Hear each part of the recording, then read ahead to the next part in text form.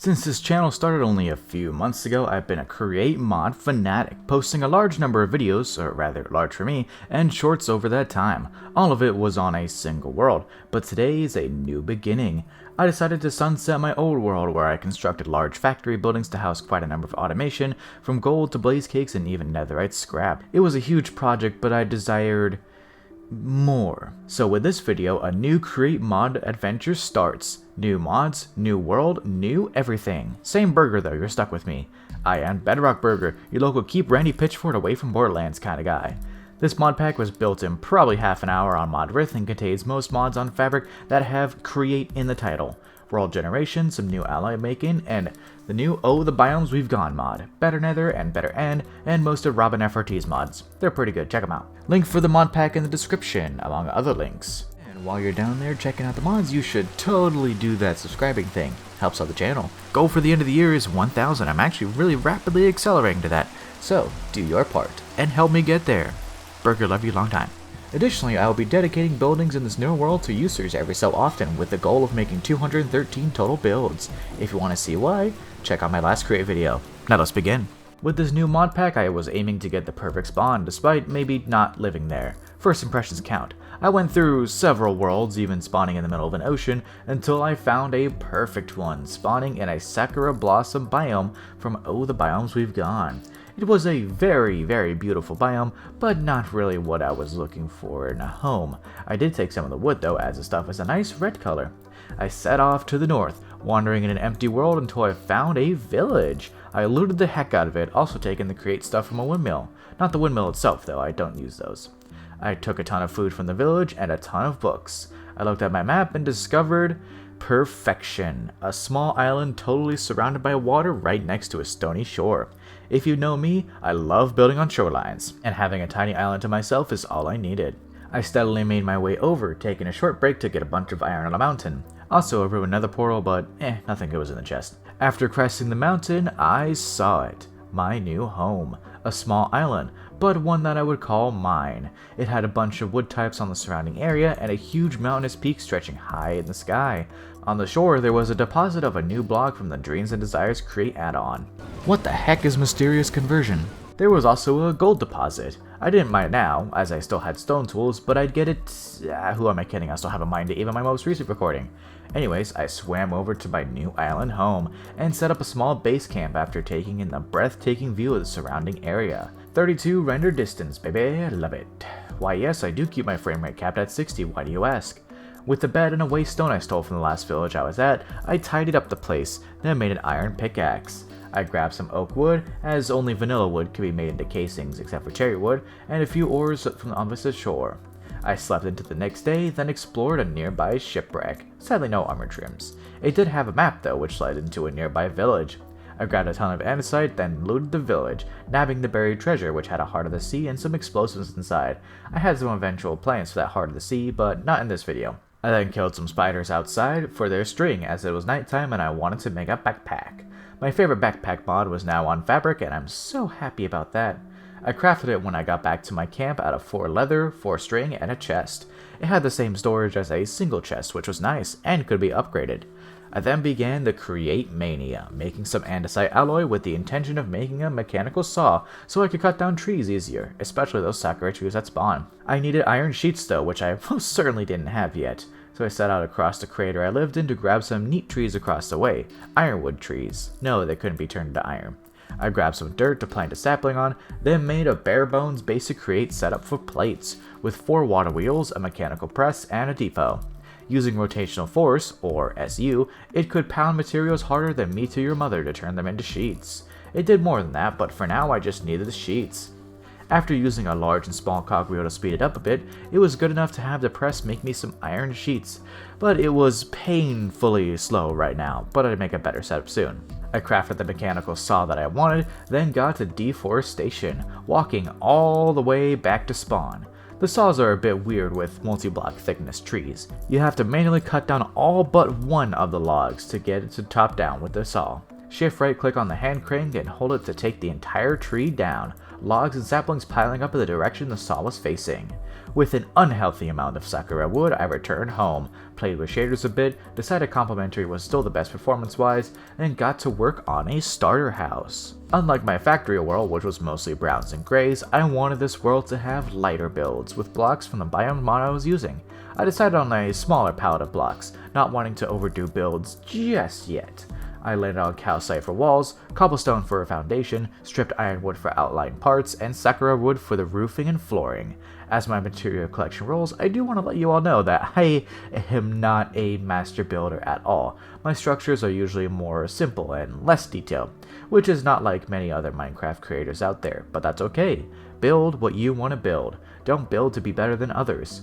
A mentality I didn't have at the time of the last Create World. I was aiming to be the best ever, and it really got to me over time. Was it good enough? In that world, it never was. So I took on a new mentality with this world. Build what I felt I was happy with. The starter base I created is one of those builds I'm extremely happy with. Speaking of happiness, Create Ironworks has some really good hammer tools that mine in a 1x3x3 area. I'm happy about that. But now let's go ahead and roll a montage of the building process for my starter base. It's not a burger video without a montage, let's be real.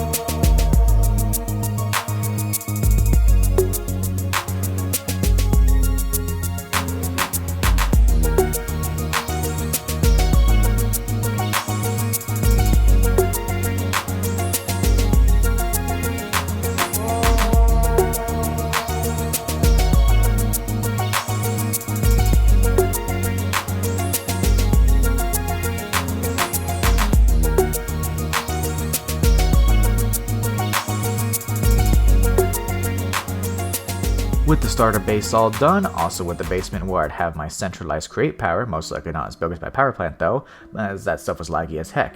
But I do have create new age, so maybe a nuclear reactor in my basement? We'll see, I haven't gotten that far. I then started on a create doohickey setup on my second floor, using multiple water wheels and gear sequencing from my basement wheels to get a decently fast setup. Small tip, compact your gear sequencing by using andesite casings. It doesn't consume the casings, just wraps the cogwheels in the casing and allows other cogwheels to place on top of them, like what you see right next to me. There was one main thing missing though. A blaze burner. I needed it for my setup, so I also had to go to the nether. So I then started to dig my way down. I'm always incredibly unlucky when it comes to finding my first diamonds. I didn't find any diamonds for quite a bit, but what I did find on my map was a whopping 7 ancient cities all in close proximity to one another. I was absolutely not ready for any of them, but I had plans for at least one of them later on. Go figure, I find ancient cities with 4 diamonds. Benefits of amplified world generation, I guess. I did find diamonds not too long after, fortunately, while using my hammer to mine faster.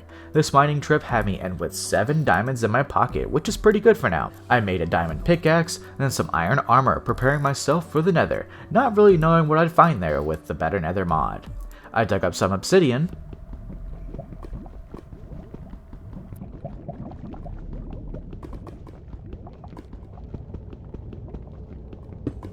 then made myself a nether portal. I had a ton of EXP I didn't want to lose, so I also made a small and simple experience storage, with a disenchanter from Create Enchantment Industry to drain my EXP into a tang. I also remembered I need to make engineer's goggles, so I did. How did I forget this long? My brain doesn't work sometimes, okay? I hopped into the nether portal and ended up in an old fungi woods biome. My main goal for being here was quartz, so I could make rose quartz, but also netherrack to make blaze burners, but also anything I wanted to loot that I would. I did see a weird structure on my map, so I went towards it, finding a nether city from the better nether mod. While exploring it, I found a good amount of loot from the mod, but a major find was a netherite smithing template. No bastard loading for me. After locating a nearby nether fortress, I grabbed some netherrack to make empty blaze burners, then went to a different fortress to nab the blazes directly from the spawner. If you didn't know, you can just right click the spawner with the empty blaze burner to nab unlimited blazes from it. Really handy. I now had the ability to make a heated basin, which would be used to make a wide variety of things, from brass to doubling ores and more. For brass specifically, the recipe for brass was changed with Create Ironworks mod to mix raw ores of copper and zinc and not the bars like in base Create. Regardless, I made some brass alloy by mixing the ores and smelted the alloy into brass ingots. I was aiming to make crushing wheels, which use mechanicals crafted to make, which use brass casings, which use brass. To start this process, I made a wrench, which I also should have done a while ago. It allowed me to tinker with certain contraptions and also shift right click to instantly pick up create blocks. I used the quartz I had obtained earlier and combined it with redstone to make rose quartz. I could then use sandpaper, which go figure is sand and paper, to make it into polished rose quartz. I could combine it with iron sheets to make electron tubes. With 7 brass casings, 7 electron tubes, and 7 crafting tables, I made 21 mechanical crafters, which was just enough for the crushing wheels. In my basement, I added some more water wheels just to power the mechanical crafters, then used my wrench to have every slot move into a barrel. I gathered the materials for the crushing wheels, which was 16 andesite alloy, 4 wood planks, and 1 stone, then started the craft.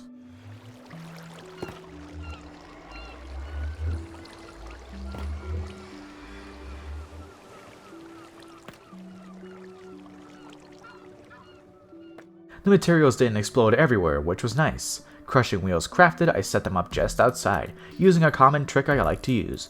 2 vertical gearboxes with 1 black gap in the center, and the wheels on top with a belt running through the gearboxes.